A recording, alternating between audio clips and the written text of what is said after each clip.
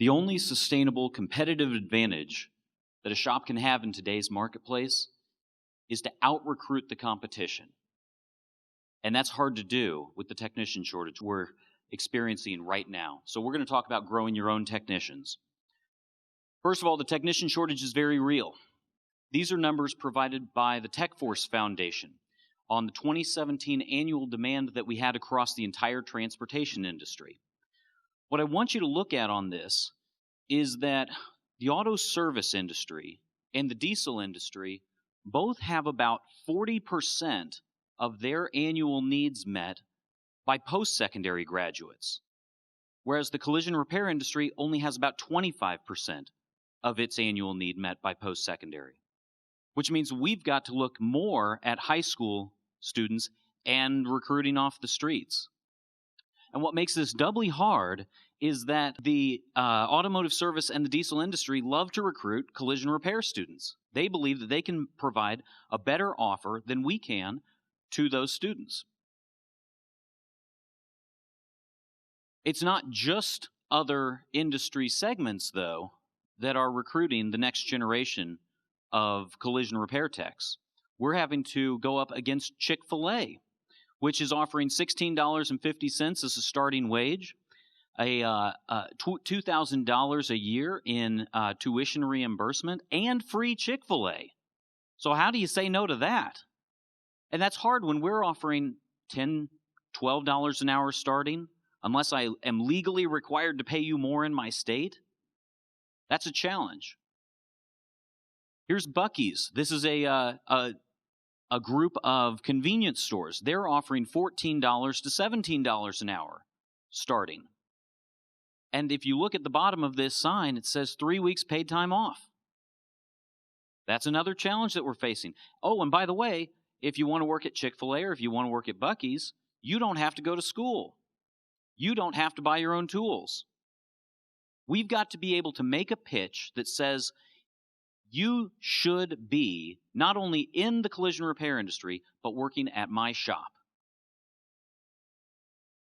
The Collision Repair Education Foundation did a survey and found that only 70% of shops are offering health insurance today. Only 60% of shops offer a 401k or some kind of a retirement plan, and only 20% offer any kind of tuition reimbursement, tuition assistance. This is a big challenge. It's not always just about pay, it's also about the benefits that we can offer to a young man or a young woman who's looking to start their career. But maybe it's an opportunity. If I were able to offer you on a silver platter 100, 200, 300 candidates who are looking for an opportunity within the transportation trades in your geographic area, would you be able to make the pitch that your shop is the right first employer for that young man or young woman? And I say that very specifically, the right first employer, not just a first employer. If you don't believe that you can make that pitch right now, that's okay. After you leave SEMA, go home, look at your shop, say, what are the things that I need to do so that I can make that pitch? Because we all know that there is not a glut of experienced technicians out there, and if we want to have any kind of opportunity to compete, we've got to start growing our own. So look at your shop and say, what do I need to change? However, if you can make the pitch that your facility is the right first employer for a young man or young woman, one of my goals is to put those candidates in front of you. So we've been working for the last 2.5 years on a recruiting platform called SP2 Careers. We have over 50,000 young men and women who are either currently enrolled in or have recently graduated from a career tech program in either automotive service, collision repair, or heavy-duty diesel, all 50 states. If you want access to them, access is not the problem. It's making the pitch that you are the right first employer. One thing that everybody needs to remember is that when that entry-level technician steps into the shop on day one, they are not ready to be productive. And this is something that our industry did to ourselves decades ago, where we told instructors, we want all the things that they could possibly be expected to know how to do in collision repair to be covered in your classroom, which is darn near impossible in a 1 or 2 year program. And especially with the technology advancements that we're seeing in vehicles today. So that you can't expect them to be ready to walk right in and be able to do the entry-level work because they're only about an inch deep and a mile wide.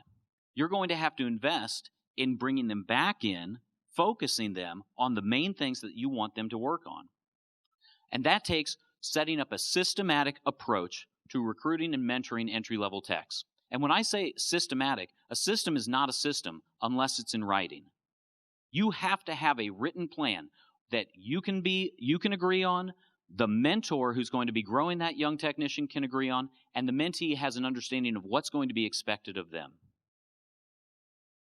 The number one item that's going to give you success or destroy your mentoring program is the mentor. Far too many owners and operators say, well, that's a great idea. I'll match up a young tech with my best technician, and it'll be great. They'll just learn from the best. That's usually a terrible idea. Your A-techs are typically A-techs because they're A-holes. I'm not wrong. You're laughing because I'm right. And that's good. Let them be A-holes. Let them be productive. When they win, your shop wins. But if you take them off of production so that they've got to work with the least experienced person, that slows them down. That costs them money. That costs you money. Nobody wants that. So you need to look around in your shop and find who are the technicians who have the best interpersonal skills, the best communication skills. Who are the technicians who have something that they can share and want to share it? Find that person. Maybe it's a B tech.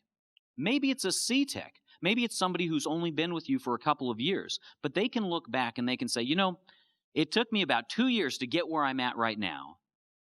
If I knew then what I know now, I could have been here in 18 months. If they can pass that knowledge on to a young technician, you just got a 25% bump in productivity. And you can't be promoted if you can't be replaced. So as that C-Tech is able to grow that entry-level tech into their position, they can be mentored by the B-Tech so they can move up. And now you've created a pipeline that shows everybody in the shop that you do care about providing a career path, and you now have mentors at every stage of your shop. But let's say it's worst-case scenario. Let's say you look back in your shop and you don't see anybody that's a mentor. That's a lot of shops. That's a lot of shops. Okay? Then you got to get creative. Maybe you've got a former technician who's recently retired.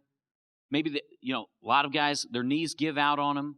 They just can't do it anymore. They don't want to spend 40 hours a week or 60 hours a week or 80 hours a week doing productivity, but they could still share that information with a young technician.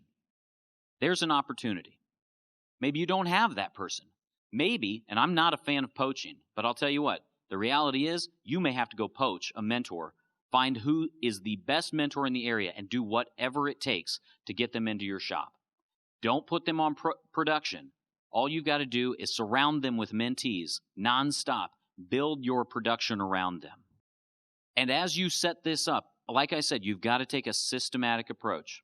It has to be written. You have to outline the tasks and competencies that you want that young technician to learn.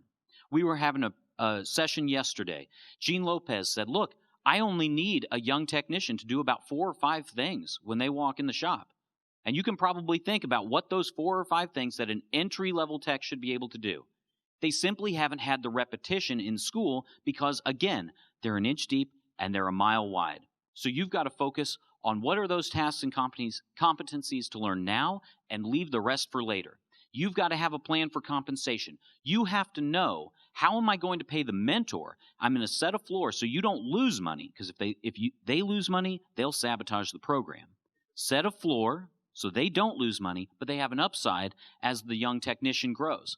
On the flip side, for the young technician, set the compensation level, and show them how to get to the next level, how to get to the level after that, and so on, so that they can see a career path within your shop.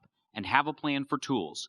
Know what to do if a tool gets broken that they borrowed. What if they don't have enough tools? Have a plan ahead of time on what you're going to do on tools. And last but not least, be patient with a young technician. Malcolm Gladwell popularized this the 10,000 hour rule in his book Outliers. And basically it says, it doesn't matter what the skill set is. You have to take 10,000 hours to become a master at anything. That doesn't mean you have to take 10,000 hours of practice before you're productive, but before you can reach mastery, it's going to take 10,000 hours. So be patient with that young man or young woman. Don't judge them after 6 months or even after a year. It's an investment, and if you're going to be the right first employer, you have to be willing to put forth that investment. So I challenge you all, go forth and be the right first employer. Thank you.